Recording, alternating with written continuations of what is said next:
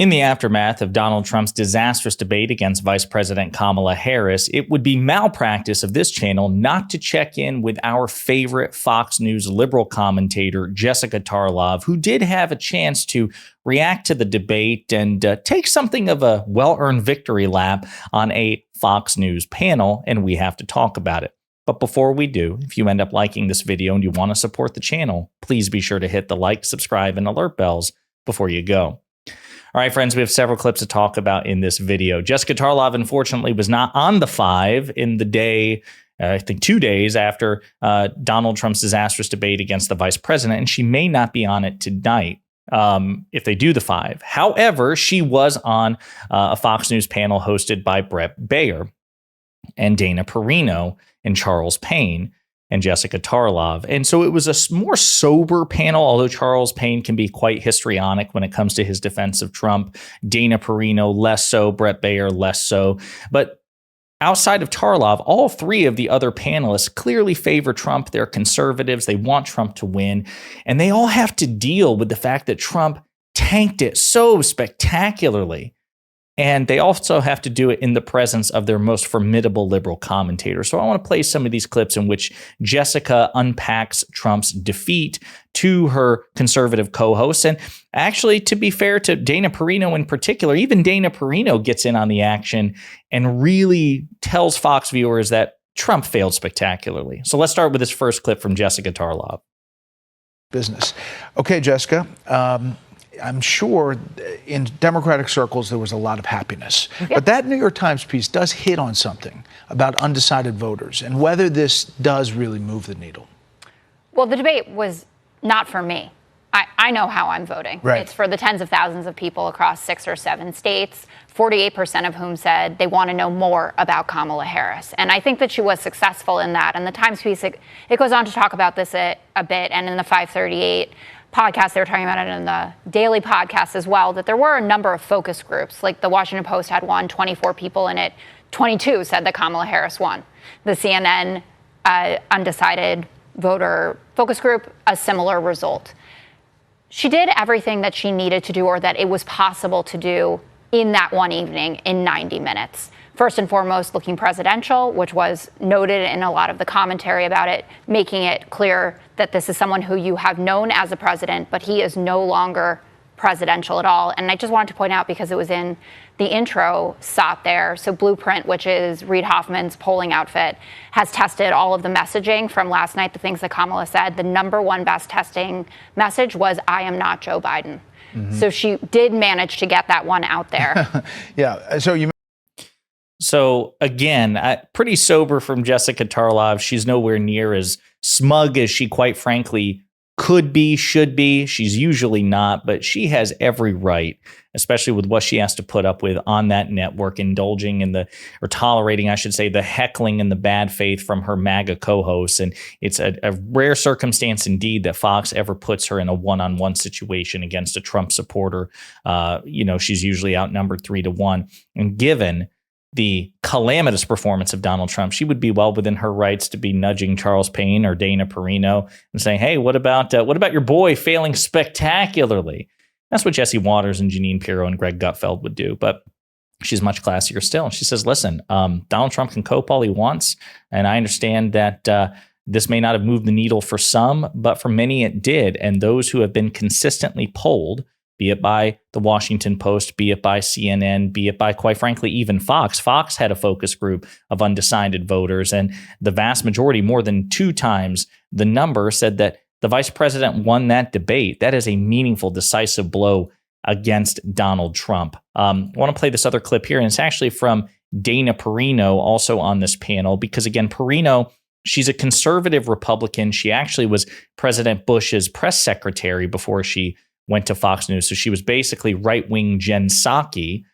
Jen Psaki, of course, being the former press secretary for President Biden, who then went on to MSNBC. So just as a sidebar, if anyone ever complains about Jen Psaki going from the Biden administration to MSNBC, make sure you have Dana Perino in your back pocket, because that's your trump card. again, conservative Republican, grades Trump on a curve, wants Trump to win. But even she, as she's trying to find kind of the diamond in the rough here, the silver lining, even she makes it clear on this panel that Donald Trump is in some serious trouble. You digested a full day on 2 shows, Dana. Yes. What's your thought? I think that we've had these election-altering events all through the summer over the last 11 weeks, and the race remained tied. I think that last night, because Kamala Harris did not collapse, she overperformed expectations, and the Democrats are very happy. And I think that another reason you'll see that is in the money that comes in. Donald Trump has been very consistent with his base and with the people who say they're going to vote for him. If you've seen up and downs throughout this election, it has been with the Democrats who have to make a decision. Are they going to be committed and enthusiastic to vote for her? And where she goes in the next few days and where the other candidates go is very interesting. They're trying to expand the map to North Carolina. The Kamala Harris people think that that is a real possibility.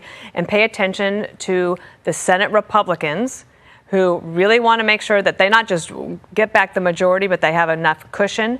They're looking for some more donations, right? They are concerned about a cash crunch because her cash advantage is increasing. Whoever wins the White House is likely to win the House. And so it is high stakes everywhere. It probably didn't change a lot last night, but because she didn't collapse, that's considered a win. So again, you can even hear the spin in her interpretation saying, oh, the vice president won, but simply by virtue of not collapsing, when the truth is she did more than simply not collapse. And in fact, it was Donald Trump who collapsed. It was Donald Trump who imploded in real time due to strategically placed bait from the vice president. She outfoxed him. She manipulated him. He stupidly walked right into her bait, her traps, time and time again. So just the reason I'm saying this is because Perino does acknowledge the stakes. She does acknowledge that Republicans are in jeopardy, but she's still enough of a partisan to bad faith insinuate that, you know, all the vice president did was not collapse. No, she was better than Trump. And it was Trump's fault, and quite frankly, her fault. Dana Perino is another Fox propagandist for setting the bar so low. When you all either create or signal boost, repeat, in any way contribute to the narrative that Vice President Kamala Harris is an idiot, which is all that's come out from the Republican Party, you set that standard for yourself. So again, that's completely on you. It's your incompetence, your failure.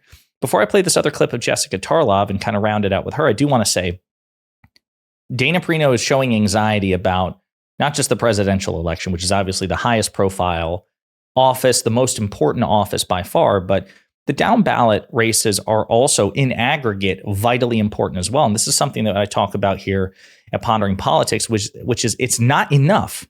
It is not enough to simply put Vice President Harris in the Oval Office in November. Like, that's the single most important part because the presidency is so uniquely powerful. But we have 2 other branches of government. One, the Supreme Court of the United States has a conservative supermajority, and it has dealt decisive blows to Democratic initiatives.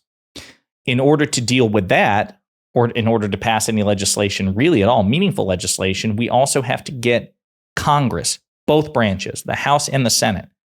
We are favored. We can still lose it, but we are favored at the moment to win the House of Representatives. That's good. But if we don't have the Senate, it doesn't matter. We see right now, the past 2 years, the Biden administration has been effectively stalled because Republicans control the House of Representatives. As stupid and incompetent as House Republicans have been, they have stalled legislative initiatives by the Biden administration because you need both chambers of Congress to pass law, and Republicans will not pass law under a Democratic president. They have become more obstructionist and bad faith than ever in the Trump era. So we have to take the House back, and we have to keep the Senate. And the Senate, that's the tough one, folks. The Senate is, we have effectively a 2-seat majority. It's going away because, a 1-seat majority, because Joe Manchin, the Democratic senator of West Virginia, he's not seeking re-election. So we've lost that seat to Jim Justice, a Republican who will take Manchin's spot. That means we have to keep every other seat. And there's some competitive races. You have an Ohio race with Sherrod Brown, a Democratic incumbent. there's a good chance he'll lose. John Tester, an incumbent Democrat in Montana, good chance he'll lose. We have to fight for every inch. So it's so important, folks, if you're watching, if you're an eligible voter, if you're no eligible voters, or if you're trying to get out the vote, make sure people understand it's not just about Harris versus Trump. It's also about the House and the Senate. We need all of it. We need the presidency. We need the House. We need the Senate. And then and only then do we stand a very good chance of passing meaningful legislation and also addressing the real elephant in the room, which is the Supreme Court of the United States. That's the one we really, because if we don't impact or enforce court reform, then any legislative initiative which comes out of a Harris administration is in serious jeopardy. So it is a tall order. We have a chance, but we have to go all the way. Another clip from Jessica Tarlov, and I believe this one is about the Taylor Swift endorsement. And Taylor Swift came out right after the debate and put out this post saying she endorses Kamala Harris. Is that like the celebrity endorsement of endorsements, Jessica? I mean, it's pretty good. Anyone who's pretending like this doesn't matter or that it doesn't potentially move the needle, even just in sheer voter registration, which is something that she's done before, and we saw a meaningful jump there. Of course it matters. I thought that her post was incredibly thoughtful. She talked about exactly why it was that she was doing this and referenced back to the fake AI images of her that Donald Trump was posting off his Truth Social account saying that she endorsed him. And it felt like a very personal choice for her.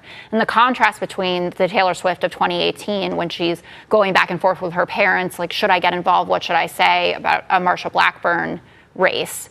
And the Taylor Swift of today, who just says, straight up, it's important to me that women have control over their own bodies and that this is what Donald Trump's team did and it's not okay with me. I'm not sure Taylor Swift moved Charles.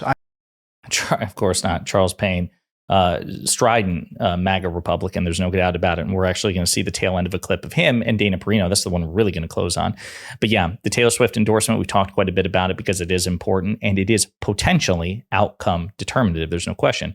But I'll also point out it's not set in stone because when Taylor Swift came out against Donald Trump in 2018, or rather, I should say the Republicans, particularly Marsha Blackburn, the deranged Republican senator who represented Tennessee, Marsha Blackburn won re-election despite opposition from Taylor Swift. Of course, that was 6 years ago, and Taylor Swift is even bigger now than she was in 2018. So I'm just saying, nothing's set in stone. Please don't take anything for granted. But Jessica Tarlov is right. Anyone who pretends that this isn't a concern or shouldn't be a concern for MAGA Republicans is insane. So one final clip, and this one is actually Dana Perino, Republican, kind of fact-checking her fellow MAGA Republican co-host and pointing out Donald Trump's flaws in the debate. And you know, of course, you can't admit that, but it exists. And so she tried to walk that thin line, and I think she was able to because the moderators let her get away with it. That's the most critical question in this election, and her feet were not held to the fire. Trump could have asked, too. Yeah. He could have. And right, that first answer, he could have. And I thought that, I can't remember who the smart person was on the file. I did not put pen down. Pen down was 9:17 at the first debate, Biden-Trump. I kept taking notes this whole time, but so I can't remember which brilliant co-host it was on the Five who said this, that on every single issue, Trump could have said, on immigration, are you better off than 4 years ago? Crime, economy, so anything that they brought up, he could have turned that back on her. And he failed. He absolutely failed. And I love seeing some of the acceptance from MAGA Republicans. We're going to do another video about the cope coming from Republicans, many of them at Fox News. We're going to do a video about that as well. But yeah, here's Jessica Tarlov taking something of a subtle, well-earned victory lap and even getting concessions from the likes of Dana Perino. Trump failed that badly. And in the meantime, you let me know what you think in the comments.